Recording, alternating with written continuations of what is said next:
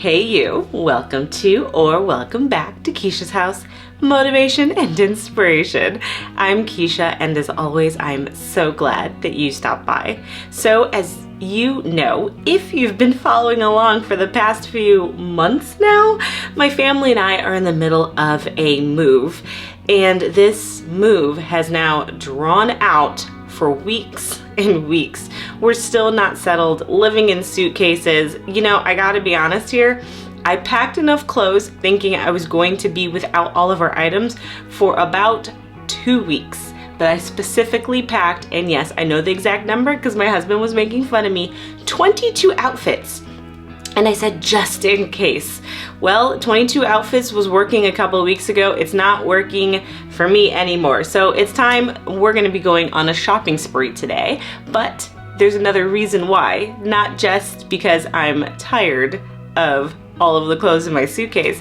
Today is Monday, March 20th, my wedding anniversary. So today is a very special day for me.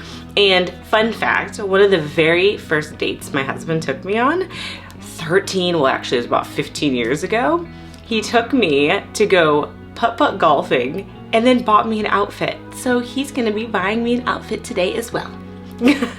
So let's dive in. For the week, specifically starting with last week, our quote was, "Your dreams are on the other side of your grit." And we talked a little bit about the definition of grit, but I wanted to know a little bit more.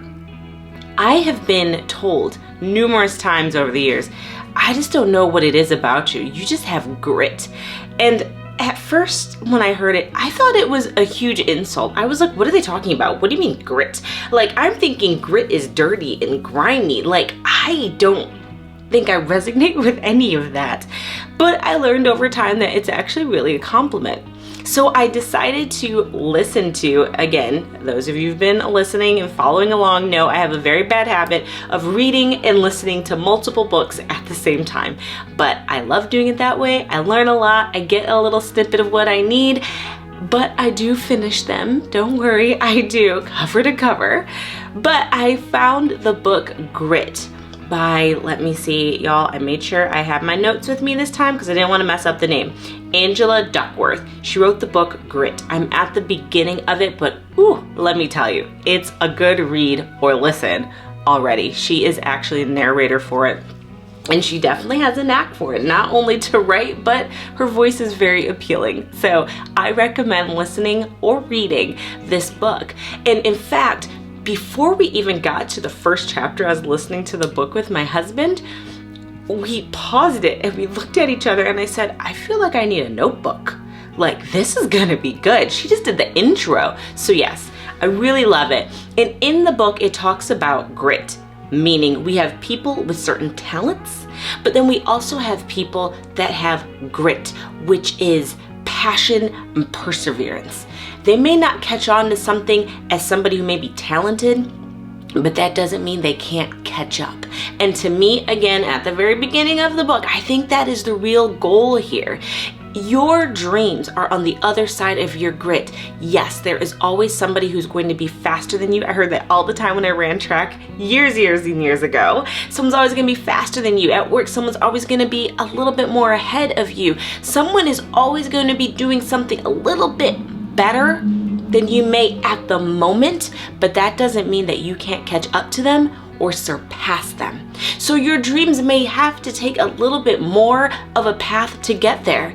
There's some people here on YouTube, here listening on Spotify with podcasts, they have a topic and it boom, overnight it blows up. But I know I can't sit here and compare myself to anybody else. That doesn't mean that this channel or this podcast won't make it to that same level.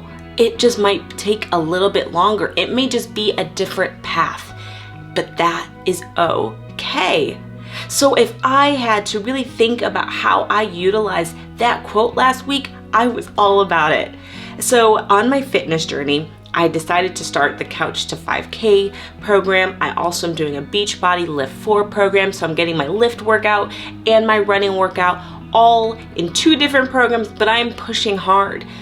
And let me tell you, I've never been one of those people, and I don't think I ever will, that is going to wear a shirt that says, I run for fun. I don't do it. I run because my job tells me I have to. It's the truth. But it's just not for me. But I know that, no, I may not be as fast as my peers. I may not be as physically strong as my peers, but that doesn't mean I can't catch up.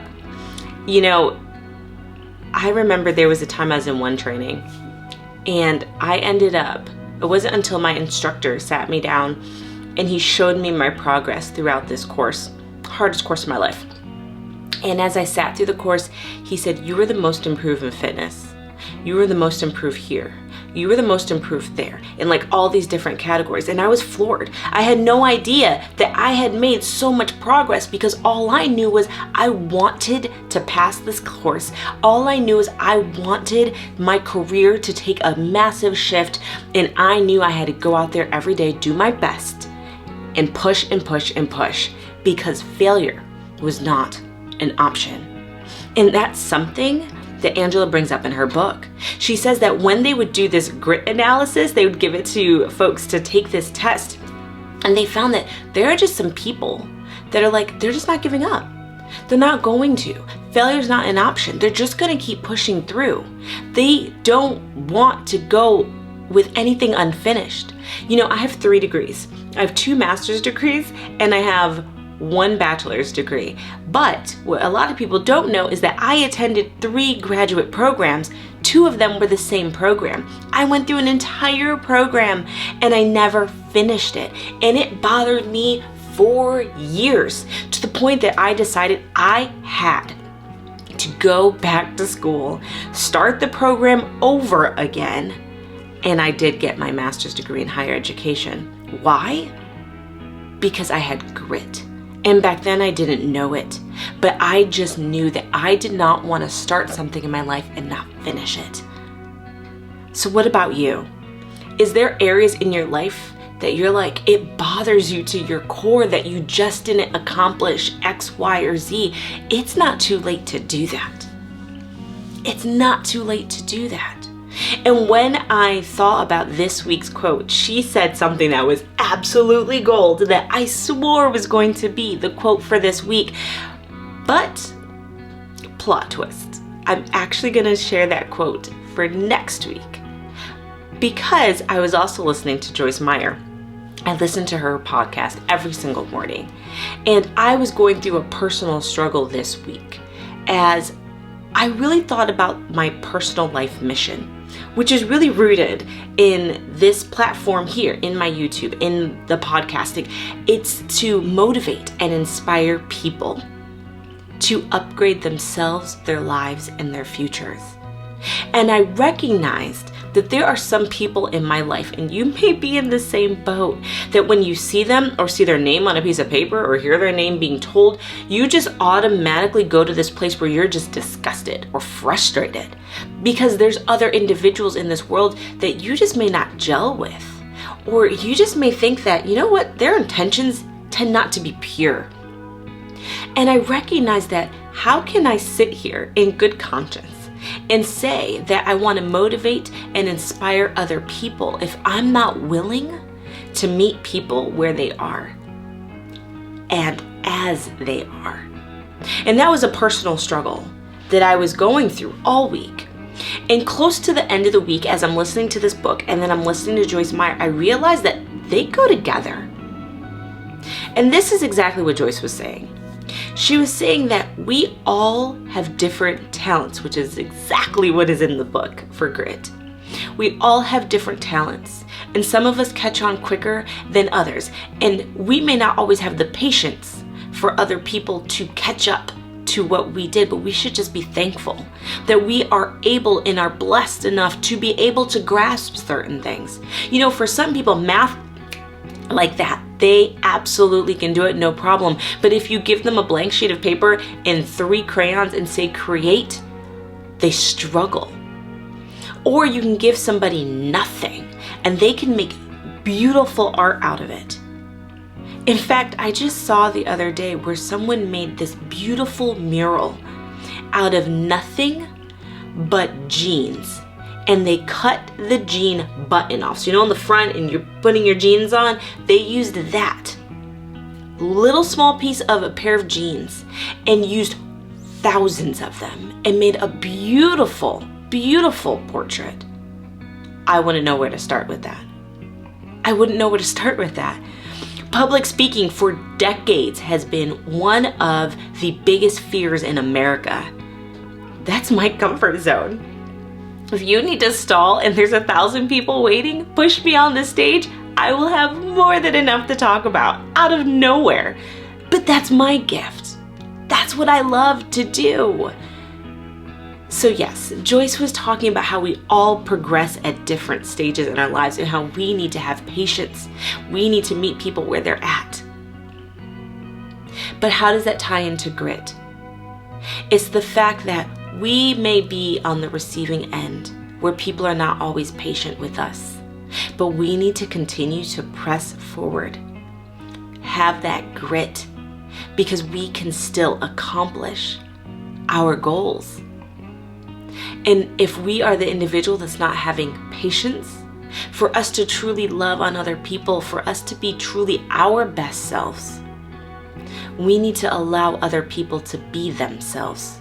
We don't always have to agree, but we need to respect the fact that they are allowed to have their opinions.